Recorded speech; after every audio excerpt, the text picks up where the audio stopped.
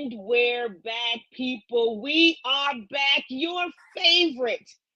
Yeah, I'm never lying when I say this. I don't know why you people continue to think that. Your favorite sports podcast, roaming the airways, Rolling with Ramos, is back in just the time for the gridiron. I'm the one that holds the last name Ramos, as I am your host. I would like to give a shout out to my daddy for that one, Mike Ramos in heaven. I miss you every single day. Episode 147. You know how we do this thing. We pay homage to the players that wore the jersey. And, I had a little confliction today because I could have went Mel.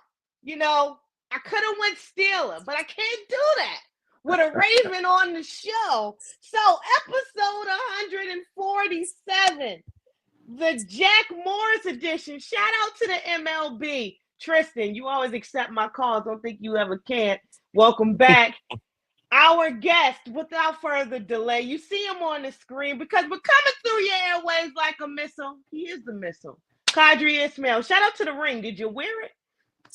No ring in the preseason. We gotta wait to the postseason, make it count. You just can't just bust out the ring for any old kind of thing. But when it's the postseason, then the ring comes out.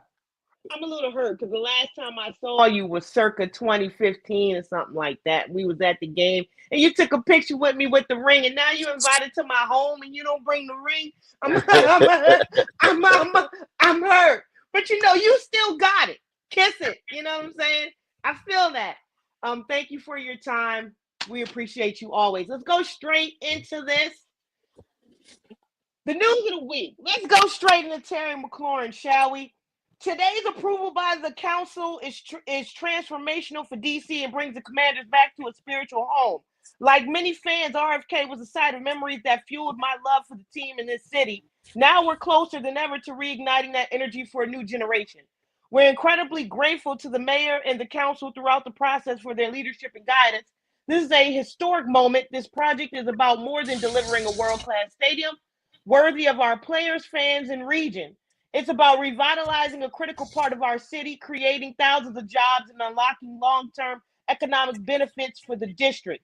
We look forward to working with our fans, residents, community leaders, and elected officials to deliver on this vision.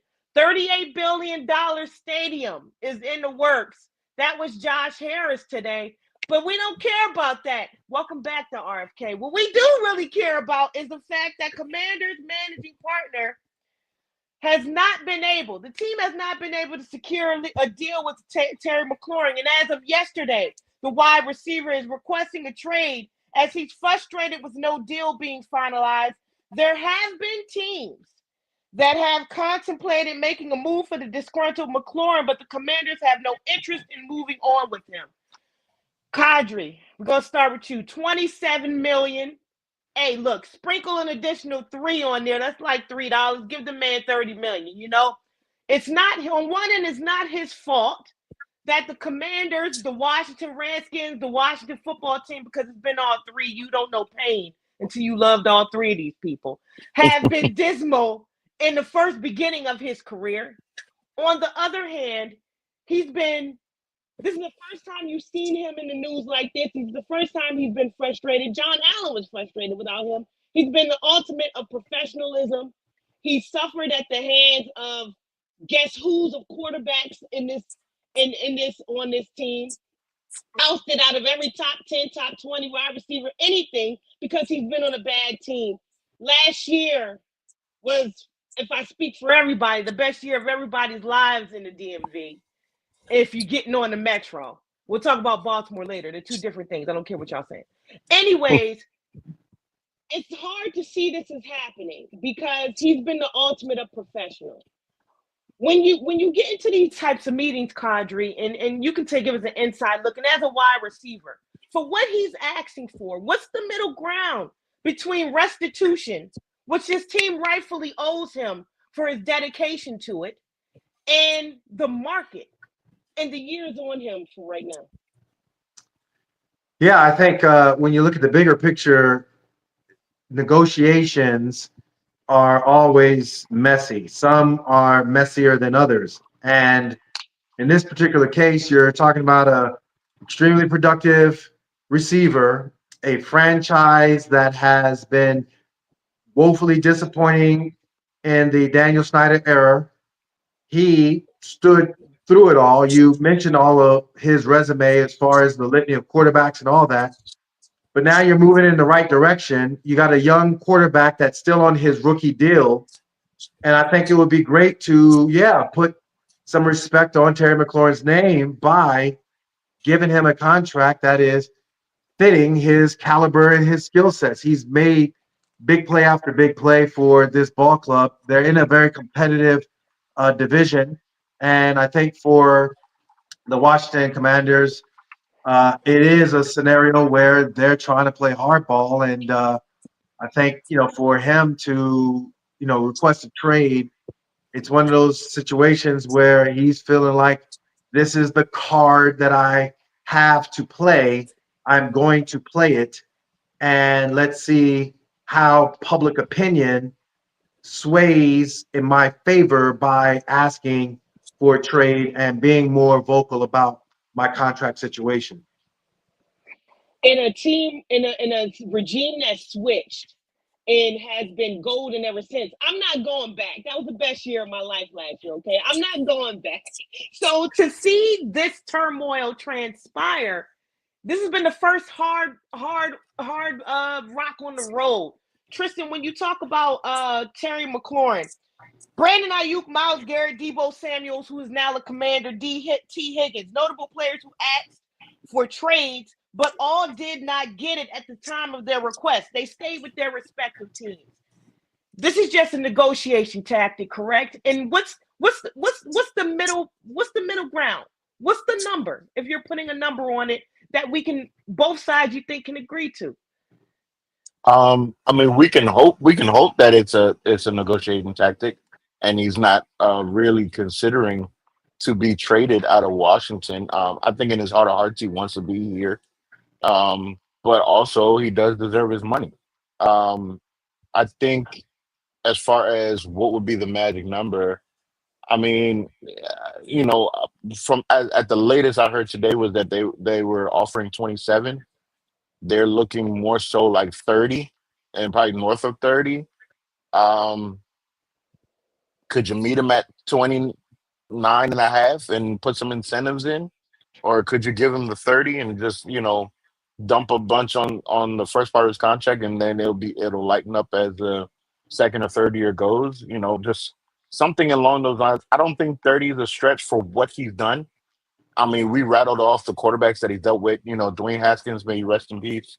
Um, Mark Sanchez, Taylor Heineke, um, who else am I missing? I mean, it's a bunch of them. I mean, there was one Josh Johnson. It was a whole bunch of them. Thousand So yard Sam, season still. and it was thousand yards, thousand yards, thousand yards. That's hard to do without stability at the quarterback position. When you think of people like Keyshawn Johnson, who was the number one pick in the draft, he always tells people he'd probably be a Hall of Famer if he had consistent quarterback play in his football career. It's hard to do as a receiver. So for him to be that productive with the inconsistency at receiver, and not only the fact that he was that of the I mean inconsistency at quarterback, not only inconsistency at the quarterback position, but the fact that he was the number one, if not the only weapon on offense. So Yeah. everyone game plan was for Terry, and yet he was still doing thousand yard receiving seasons. And then when you finally get him a bona fide QB, he breaks the franchise record for touchdowns. So clearly, I look at that as, what if he had someone like a Jaden Daniels throughout the first 6 years of his career? How would that look? Kadri, as an offensive guy, when you look at the offense of this team, which has been predicated on letting Jaden Daniels do what he does best, but then allowing, as the year goes by, to open the playbook up and initiate new things to him. They followed the golden rule of how to let him be able to cook. And then you talk about the veterans that were around him, Eckler, guys of that nature. How does it not fit with this offense? How does this offense look if Terry is not there? The deep threat isn't there, and he lose such a veteran wideout like that. Well, I think the one thing you look at, all quarterbacks have a go-to guy. They have a guy that when it's crunch time or when it's a critical point in the game, you're looking for him to make a play for you. It's a contested catch. He's going to make it 50-50 ball down the field. It becomes an 80-20 ball where now all of a sudden you just got the big play and it happened and you're about to go into the red zone, you score. You're looking at the way the defense is dictating its coverages towards your number one receiver's way. So it makes it easier for other guys to feast and to get the ball. So I think with Deebo Samuels, clearly he has a kind of unique skill set in his ability to both run with the ball a la a running back and get the ball quickly in his hands compared to down the field. But he also can make plays down the football field. But you need that yin and yang. You need that opposite. And I think Terry McLaurin more than fits that opposite. I think this is something that, as far as momentum building off of last year, this kind of stalls it somewhat. This kind of puts you in a bad taste in your mouth if you're in the locker room and, fellas, man, look what we did. We have an opportunity to get back into the playoffs, to put ourselves back into not only a wild card, but divisional and a possibility. Yeah, let's go ahead and see, NFC championship game, Super Bowl aspirations, all of that. And yet at the same time, guys like, man, I don't know. I don't think I'm going to get paid. If he ain't getting paid, how am I going to get paid? Yeah. And it's that kind of rhetoric that can derail a ball club because of just his character in the locker room. Interestingly enough, Art Monk, Syracuse great, number 45. Shout out.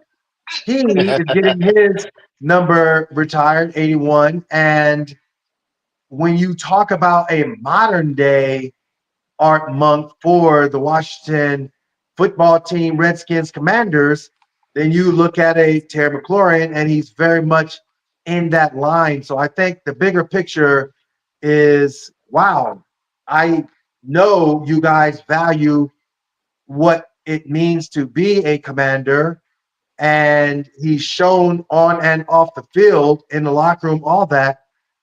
Then also honor him by showing him with your checkbook and open it up. And even if you want to be cap friendly, okay, we'll guarantee all of it and All of it. Mm-hmm. allow for him to take less in a sense, but also feel like, yeah, you guys wanted me, you're showing me by sweetening the deal. Shout out to Zach Ertz too. If this doesn't happen, y'all gonna see me sliding down these walls. If you want to mess with this fan base, we've been waiting too damn long. Don't mess with this fan base. Do what you do in Philly. When you come down to DC, make it work. We mosey on down to the other news of the day. We have another disgruntled person who's saying he wants out. At first I found this funny because, my disdain for this team honestly so has me there. But this is not funny. I no longer want to be here. I no longer want to be held to closed doors negotiations with my agent without my agent present. I no longer want shots taken at me for getting injured while laying on the line for the organization, our fans, and my teammates. I have made a tough decision. I no longer want to play for the Dallas Cowboys. My trade request has been submitted to Stephen Jones personally. Yes, I want to be in Dallas. Unfortunately, I no longer want to be here. It never fails, dog. Just play the man that you own. No need for extracurriculars. That was CeeDee Lamb. What I mentioned before was Micah Parsons. We talk about the podcast. A lot of people had an issue with him doing that and the play on the field. You say last time we saw him against Green Bay, Micah Parsons walking off the field like somebody stole his bike. He was upset at that game. Rightfully so, upset with the season and everything that had happened to the Dallas Cowboys. The issues that face Jerry and the organization when it comes to paying players, they used him to his capabilities. You could say that everybody stacks the box, but Micah Parsons, 52 sacks. You can't shut that down. He's still producing, some would say. Kadri, when you look at Micah Parsons, this was personal. The statement was personal. How do you look into what he's saying when it comes to now no longer want to be a Dallas Cowboys? And where does he go if he go anywhere? So for Micah, it's interesting how they're saying they had a deal earlier in the offseason, but he and his agent weren't able to kind of codify it and make it official. It was more of a handshake agreement, but that's not how the CBA works. You have to have, your counsel look at the contract, make sure everything is all set, and then both parties can agree. So I think there's some gamesmanship on Dallas's part, which makes no sense. Clearly, they're in a position where they've paid other players. Whether they feel like they've got a return on their investment remains to be seen. Clearly, the memes that are out there, if you're a Yeah. Eagles fan, is just hilarious to me. And all my Eagle fan friends be sending them, and I'm like, man, that's between y'all and y'all division. We got enough issues over here in our division with the way things are going with the Steelers and us talking smack back and forth. And then all of a sudden you got the Bengals trying to act like they're all superior, which they're not. But we digress. So I think this is one of those cases where, again, who blinks first? And negotiations come down to your leverage. Well, he's maximizing his leverage, and I think part of his leverage is saying he wants to be traded. Tristan. I think a lot of people were trying to compare the Michael Parsons situation with Terry McLaurin, with both of them asking to be traded. Whereas I look at Terry McLaurin's situation as a negotiation tactic to kind of get the ball rolling. He really wants to stay. When I read the statement of Michael Parsons and what he said, I don't think it's just the fact of him getting his money. I think he feels like he was strung along and disrespected and manipulated. And that was the energy I felt when I was reading that statement. Of course he wants his money. And that itself is insulting for you have a 26-year-old that is an all pro at two different positions, mind you, off ball and with his hand in the dirt. So it's like it's impressive to be at that age and you think he shouldn't get his money. But the fact that you try to manipulate the tactic, hold on, mom. You try to manipulate the tactic. You try to go as far as having negotiations with the player without the agent and strung him along, making it seem like he was getting his deal. That part, these guys are prideful people. These are alpha male one percenters when they're in the NFL. And then there's the one percenters of the one percenters when you're an all pro caliber player. You don't disrespect the one percenters of the one percenters. So when you do that, Jerry has now put himself, whereas in the past with Dak and CD and even the famous one I always recall is Emmett. These guys were respectable pros enough to say, "Hey, we see what you're doing, Jerry. We don't like it, but we're gonna handle the business at hand." Mike is like, "Nah, you flat out disrespecting me, and I'm not taking that." So I would be nervous as a Dallas Cowboys fan for what he said.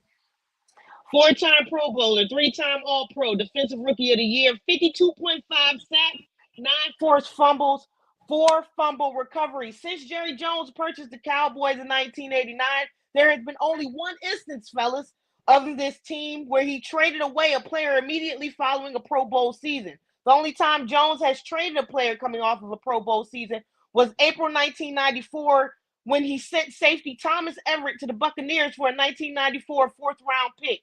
The Cowboys also traded wide receiver Amari Cooper in March 2022, a couple years after he made a Pro Bowl, to the Browns with a 2022 sixth-rounder in exchange for a 2022 fifth-rounder and 2022 sixth-rounder.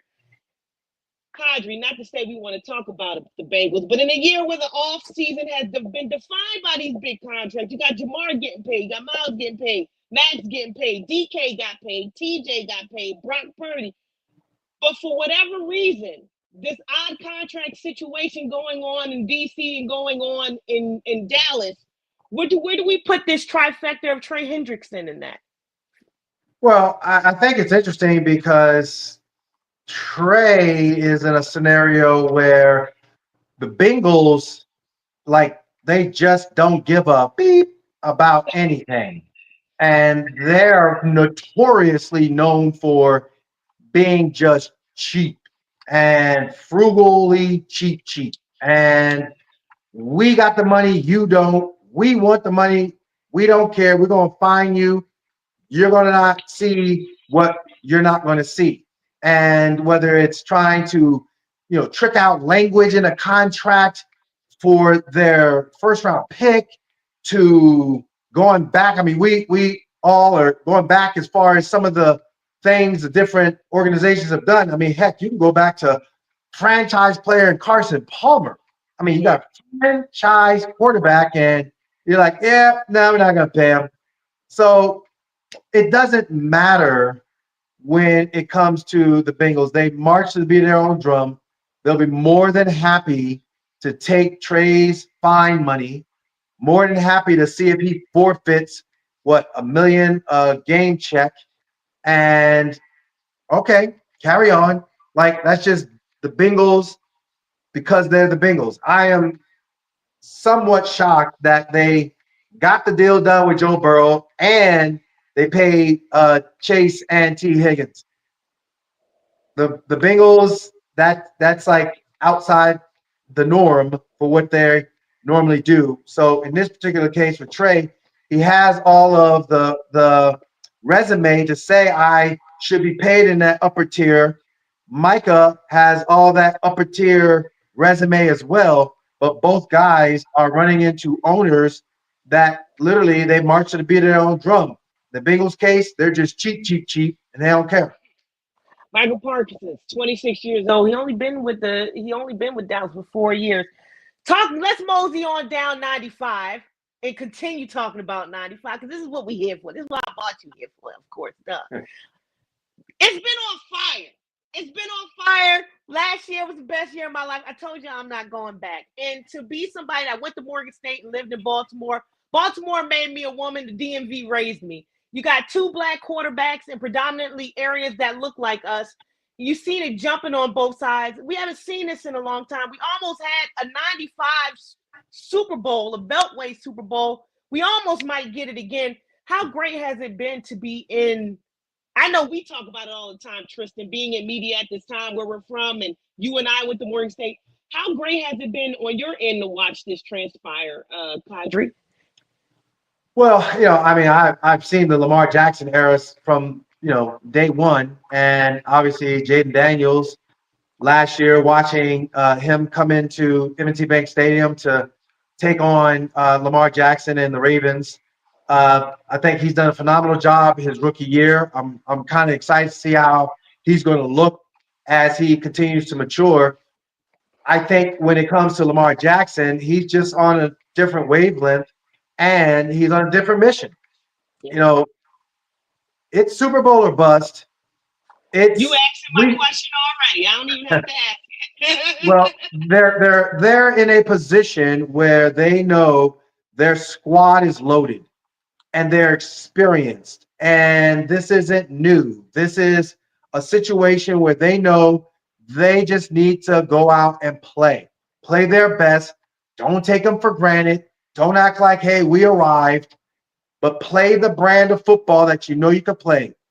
Offensive coordinator Todd Monken is in his 3rd year of the offense, so there's a lot of cohesiveness as far as the growth of the offense.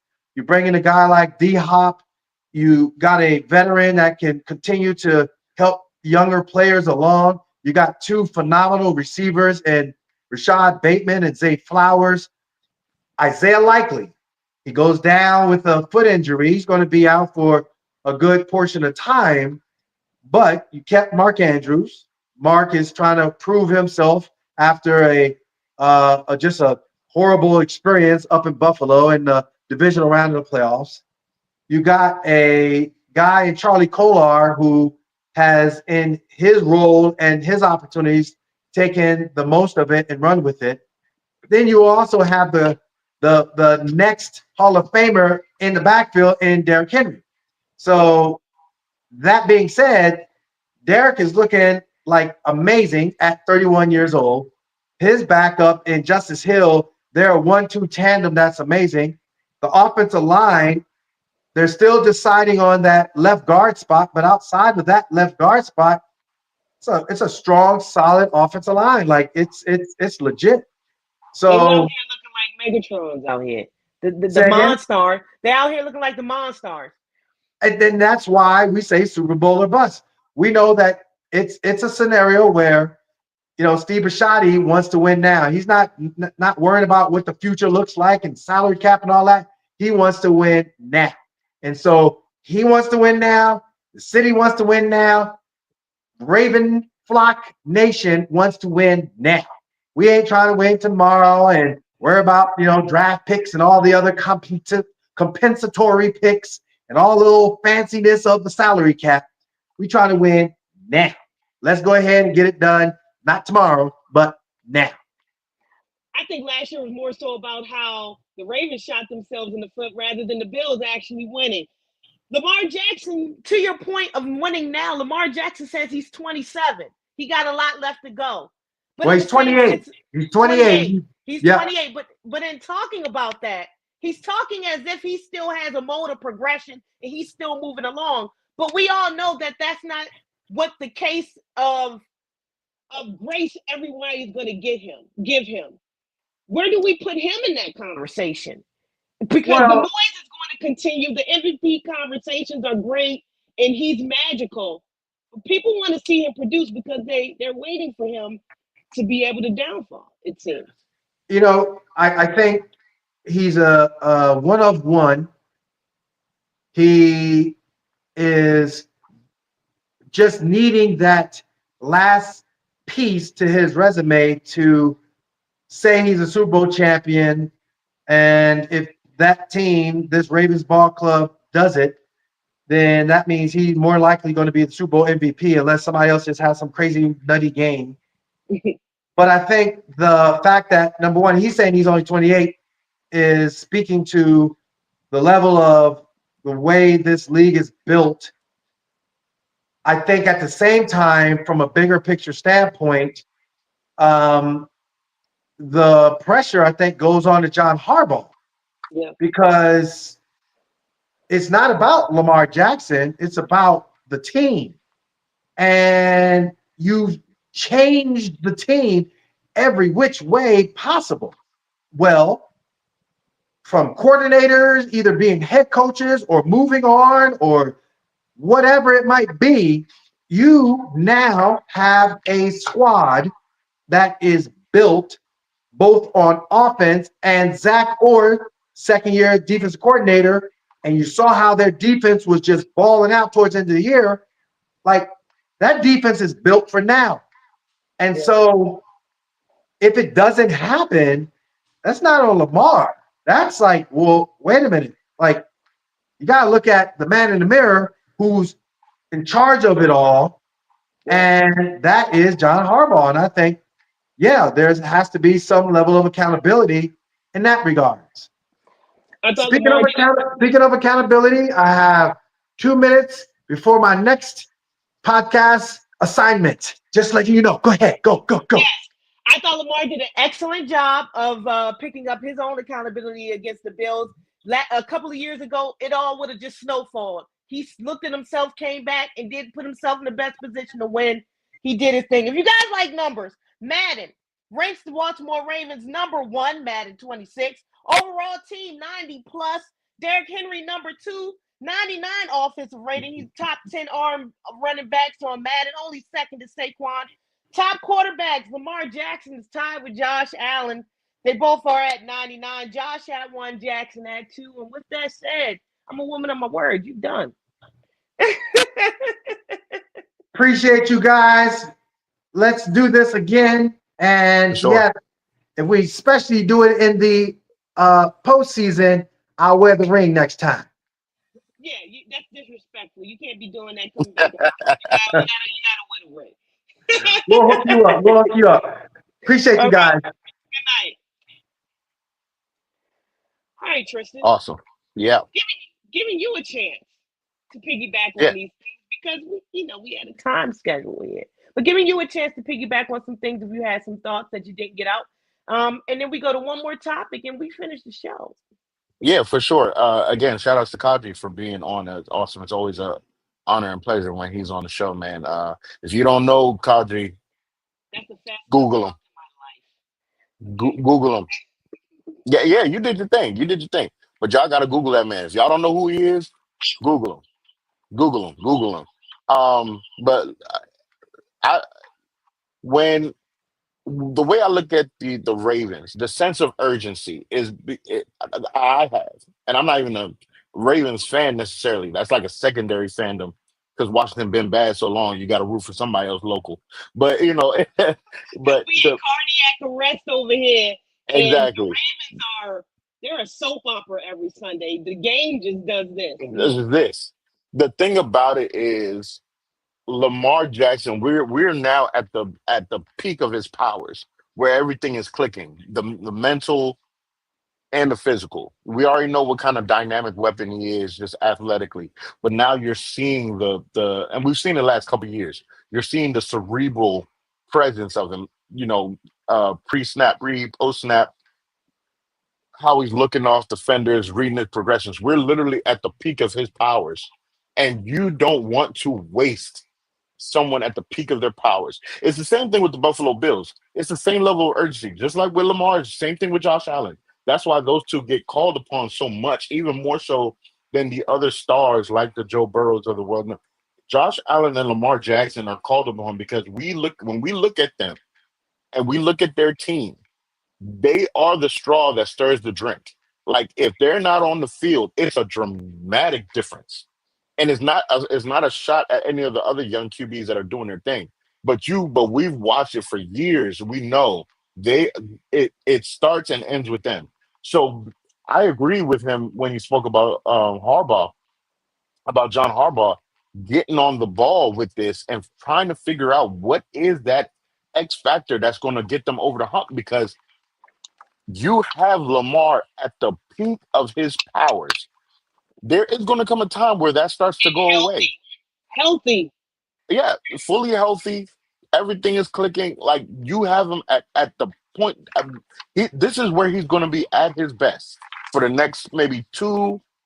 I'll give him the next 2 3 years is when he's going to be at the best of his ability. After those 2 3 years, you're hoping that it just kind of sustains, but it's going to kind of start to dwindle. So you want to get a Super Bowl out of these next 2 3 years Yeah. while he's at the peak of his powers. And it's the same thing, like I said, the same thing with Josh Allen. These next 2 3 years, you want him to get a Super Bowl while he's at the peak of his powers. What is the difference between we'll leave the Ravens? What is the difference between I couldn't ask him, but what is the difference of the conversation with Josh Allen and Lamar Jackson, the Bills and the Ravens? Two similar stories. Yeah. You can say two similar quarterback situations. A lot of In a people, way, yep. in a way, not on hallway because Lamar should have had number 4 last year. Sure. We're talking about MVPs, but to the level at which we talk about the indifference of timing and looking at the same body of work and can't get it done, especially in a division where we're looking at the Chiefs. Sure. And both of them can't get it done against the Chiefs. Where do you want that conversation? Does Josh will Josh eventually get some of this flack that Lamar gets right away and intentionally? Unfortunately, he should, but unfortunately, he won't. And I hate to make it be about a race thing, but it kind of is. It's the whole thing of the black quarterback, and it's going to sound crazy, and I hate that I even have to say it, but honestly, in the court of public opinion, this is the thought process. Because someone could say, "Well, Jalen Hurts just won a Super Bowl. We've had Russell Wilson win a Super Bowl. Of course, we go all the way back to Doug Williams winning a Super Bowl and all that. Cam Newton was a representative in the Super Bowl. But when you think about the style of play and the personality off the field, who do we as or who does the culture, let's say, quote unquote, who does the culture relate to more in the league as far as their own? It's Lamar. Lamar be walking through Morgan State going to get Chick-fil-A. Like he a regular dude. He walks around, he be having on a shiesty and everything. He's a regular cat. Kodak black loving grills. So his selfies are so beautiful with the crowd. He's such a man of the people. so he is what, like, you would almost call him, like, he's like the people's champ. Like, he is the culture He's that they like look what at. Allen Iverson meant to us growing up. Exactly. He looks So like us. we He thinks like. so we haven't gotten that guy that way to be the winner of a Super Bowl. We haven't gotten that. The closest we would have gotten that would have been Cam Newton. Yeah, and his offensive line let him down. But His offensive line let him down. So it's like that's always going to be the heat, because you're going to have the naysayers say, "Oh, see, y'all hype up Lamar. He can't get it done. He can't do this. He can't do that." What we're seeing with both of them, at least what I've paid attention to, we look at when Josh Allen came in, right? Josh Allen was raw. Josh Allen had to fix his mechanics. Josh Allen used at times was reckless with the football. These were all these conversations with him going in, coming into the NFL. But what was always said was, "Oh, but if a team can just mold him and get him right, he's going to be awesome because he's big, he's fast, he's strong, he can throw it through a brick wall." Blah blah blah blah blah blah blah. Blah. That was what people were saying about Josh Allen coming into the league. Same kind of stipulation for Lamar Jackson, but nobody was saying, "Oh, but if a team could take him and mold him, he could be special." Everybody was trying to say, "Oh, should he change position? bench him. Should he play wide receiver? Should he play running back?" When this dude was running a pro style offense better than Josh Allen was when he was in college. And then we're watching their NFL progression. We're watching their careers elevate, and everybody's praising Josh Allen for his development of being a more cerebral passer. Especially last year without having Stephon Diggs, you saw him surveying the field, going through his reads, doing all this stuff, and he's getting praised every year. He's getting praised. How much he improved? How much he improved? How much he improved? A lot of people didn't give Lamar Jackson that same credibility of how he improved from year one to now, and how he has matured as a passer, and being more cerebral. We don't give him that same knock, but we're quick to say if he misses a throw, "Oh, see that there?" If he throws the interception, "Oh, see that there?" Like, those are the things that everybody highlights, instead of watching, like, dude, like, we talk about his rushing prowess. Yes, his rushing prowess is amazing. But the dude also threw like 30 something touchdown passes. Like, this is not, and it wasn't like dinks and dunks. He was slinging the football. So why don't we give Lamar that same kind of credibility as we give Josh Allen? We don't. And it's because they're not ready to have someone that's like him to be that representation. We look at, I mean, again, I hate it for it to be like this. I really Yeah, do. And but the reality is the reality. You look at Jalen Hurts, clean cut, well spoken dude. He's got a nice swagger to him, but it's real sophisticated. It's real clean. Patrick yeah, Mahomes, same thing, real sophisticated, real clean. Lamar Jackson is he's the culture. Like, the culture we look at, he is it. He could literally pass to be like, he has a personality of a running back, personality of a wide receiver. Like, he's just a part of the guys. playing But in the he's the quarterback. grass. Right, but he's the quarterback for the Ravens. It was the same thing with Michael Vick when Michael Vick came on the scene. They ain't never seen a quarterback with cornrows coming out of his helmet. Like, these were the things that they were trying to critique. And when Michael Vick was at his prowess and with the Atlanta Falcons, they were afraid of Michael Vick being a Super Bowl winner because of Right. how he looked, how he put his gear on together, playing with the visor, got the braids hanging out of his hair, tied it up, and all that stuff. But he's slinging the football, and he's an athletic freak. They're not ready for that. They don't want that to be the case. So the moment that they can critique him, they're going to critique hard. The But face of the league is whether they going like to it, yeah, like, whether they like it or not, the man is one of, like Audrey said, he's one of one. yeah. He is the most dangerous right down still. I understand Patrick Mahomes. I understand Joe Burrow. I understand Josh Allen. I understand Jaden Daniels. I get all that. Lamar Jackson is the most dangerous football player right now in the NFL. He Yeah. is the most dangerous, single-handedly the most dangerous weapon, because there really is no answer. When you look at these last couple playoff losses, it wasn't Lamar. The team just crumbled. Yeah. There's nothing you can do to stop Lamar Jackson. There's nothing you could do. And they You just still gotta hope. tried to talk about him. No, Yeah, two things can be true. Exactly. There's nothing you can do. Literally, it took Mark Andrews' drop. It took a Mark Andrews drop for them to lose that game. There's nothing you can do to stop Lamar Jackson. It literally has been unfortunate circumstance by unfortunate circumstance by unfortunate circumstance. I thought he did a very good job of looking at, like I said, looking at himself in the first half and coming back out and saying no. And then he still put No, himself, because other years it's and going to just snowball and snowball. It did not but do that. that's the key. You said the key thing. Once he makes up in his mind and he says no, that's it. There's nothing you can do. There's nothing you can do. So yes, it's on Jim. It's. I was about to say Jim Harbaugh. It's on John Harbaugh to figure this out with the rest of the team because it is not Lamar Jackson that's stopping you from getting that championship again.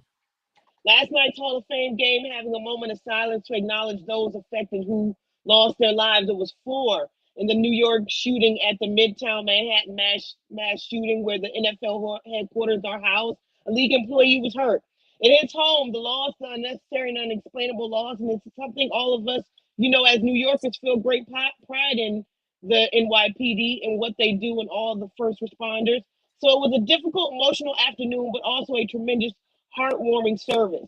That was Roger Goodell, the commissioner of the NFL, as he attended the funeral for the police officer, Didarul Islam, who was killed in the shooting, while he also visited an NFL employee who was shot as well. Investigators believe Shane Tamora, 27 of Las Vegas, was trying to get to the NFL offices after shooting several people in the building and lobby. Police said Tamora had a history of mental illness. A rambling note found on his body suggested that he had a grievance against the NFL over a claim he suffered CTE, a degenerative brain disease that can be diagnosed only by examining the brain after a person dies. Tamora played high school football in California a decade ago, but never in the NFL. Your thoughts on this and the continuing conversation, Tristan, that this tragedy adds to CTE, the fight against the game of football itself because of it in the NFL, if it's possible to, and its possibility to handle the disease, and with him targeting the NFL. I mean, first off, again, we send prayers to the family of those lives that were lost. Um, our hearts and our prayers, our condolences go out to them. Um, so I honestly don't know what to say in regards to this, to be honest. I mean, this is something we've known for years, but there really isn't exact science because literally all the research, all the in-depth research they can do, it's all post-mortem. We don't know what's going on in the brain um, until ultimately it's too late to do anything about it, or the person dies and their family decides, for them to, you know, donate their brain for science in regards to this. Um, I don't. It's such a violent sport, and we love the game of football. We love watching it, and I know the NFL is doing everything they can. Allowing them to wear the shock pads on top of their helmets during the games now, not just at practices, and trying to find all safety measures, trying to, tackle different and all stuff. But the game is what it is. It's a violent game. You're talking about grown men with grown men strength, 200 and something pounds, 300 something pound guys that can run a 4.5, 4.6. I mean, like a 4.6, 4.7 is considered slow. If you really process that in your brain, a 4.6, 4.7 is considered slow in the league. These are guys that are running at a pace going almost 20 miles an hour on their feet and colliding. Like, I don't know Yeah, what to say about it. I mean, there's no real answer because it's not like the NFL's ignoring it now. They're yeah, trying to do everything they can, but you can't. It's physics. Like, I don't like grown men. They tell you like grown men ain't supposed to collide in each other like that. Like that's not a natural thing. We created this game. This is not a natural thing that the body is supposed to handle. And you're talking about. I tell people all the time, and I have this conversation with my father a lot. We talk about the guys that's been in the game for like 10 years, 12 years, 15 years. That's just professional. Yeah. These guys have been hitting since they were 8, 9, 12. So you're talking about 20, almost 30 years of hitting. Yeah. It's just, I mean, what can you do? I still suffer from chronic migraines from playing. Like and I didn't play long. And I wasn't one that was considered as someone that was gonna play at a high level, like in college and stuff. That was not my thing. So these guys that were all Americans and winning all these awards and championships, and then ultimately getting into the NFL, and then you're adding a decade plus to your body of that kind of banging. Yeah, unfortunately, it's casualties is going to be on the way, and unfortunately, it won't be the end of it. I mean, because I don't see where there's an exact science where we could stop this from happening, except for players just being more aware. You see some players retire, Yeah. earlier than they might have thought to retire because they're trying to be proactive and preventative. When they see little signs of something, they call it. Just the other day, I saw a clip of a player from the Buffs, Colorado. Shout out to Coach Prime, being cancer free. Um, but I saw a clip of one of his players that decided that they were going to walk away from the game because they had a series of concussions last season, and they were legitimately scared, them and their family, and decided to quit. Quit the team, talk to the team, talk to the coaches, decided to quit the team. And you could tell he was emotional about it, but this is real life, Yeah. and these players have to take their lives in their own hands because the product is the product. Like I've been saying, the NFL is crying, but the product is the product. And as long as it's making money, as long as people like you and I are watching and it's making its money, the NFL is not going to change, but so much. So it's going to be up to the players to make the decisions. You think about the Luke Kuechly's of the world, and him retiring in his prime. Like you gotta realize these things. So again, my heart goes out to the families of those lives that were lost. Um, I do think the NFL can do better about protecting their, I would call them alumni, their retired players. Um, I think they can do better with the care that they need at post their career. Um, it makes no sense that I think the policy was after like 5 years after they're done playing is when their benefits go away. Like that, that's crazy. These guys have put their bodies on the line for, some of them a decade plus to entertain you and to make money for your franchise. Yeah. Um, so that's crazy to me. But I feel like there's something that they can do better with their policy. But as far as CTE itself, I mean, there really is no answer. Unfortunately, there really isn't. And there's no answer for this tragedy because it's not even. What can you even say about what he did? What can I you say? mean, I will put you on 60 Minutes because you've already heard this answer from a great football player. Knowing what you know Sure. about the game of football, knowing what you see, what you've endured, are you still standing up on that line of scrimmage? You had a chance. You still play the game of football. We all know Ed Reed's answer. Yeah. Um, I would still play. Yeah. It's There's just so many lessons in the game of football that equate to life. The grind, the struggle, the mindset of pushing yourself past what you think your limit is.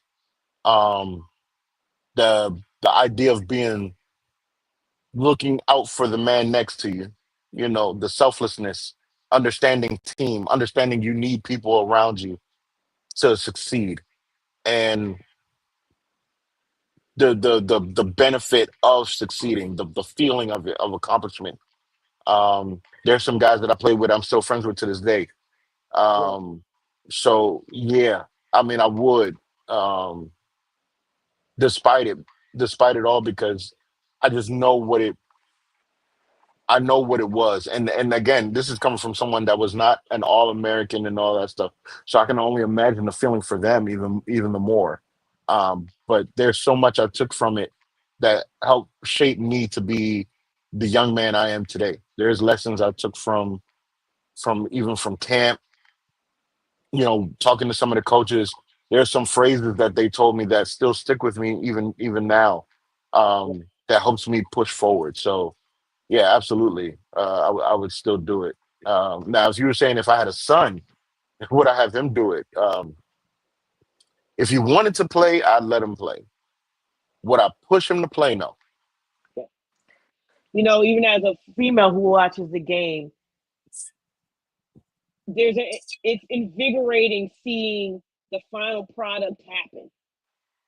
You're marching down the field with these guys. You start at the 5, and then you get in the touchdown, and you get a touchdown. You get in the end zone, and you did that together. You went on this journey together, and you got in Sure. there and as a team. So to watch that from afar in real time, that has to be like no other feeling. Absolutely. To go through a full year and accomplish winning a Super Bowl after it all, it has to be Yeah. invigorating. It has to be. Yeah. I just hope that although, there's women out there, you talk about your son, there's people that are protesting, women against football, mothers against football. We understand, we get it. I just hope that within the idiosyncrasies that can be found in the game, because it is harsh. It's not unlike no other. This is not basketball. This is not tennis. This is not golf. I do hope that we continue to find the beauty in it. And the beauty in it is the fact that we had a Hall of Fame game and people are ready for pumpkin spice lattes and football. It brings us together. No matter where you are, you can be a coach who sit next to somebody with a W on a hat. It's like going to homecoming. You graduated in 1975. I'm 2010, but we are together. Let's continue to find the beauty in that. Unfortunately, we in Tristan. That is the show. That is the show. We back. It's Friday, baby. Get that. You're knocking on the door. Mikhail, Tristan. Hey, look, your text messages and your phone calls.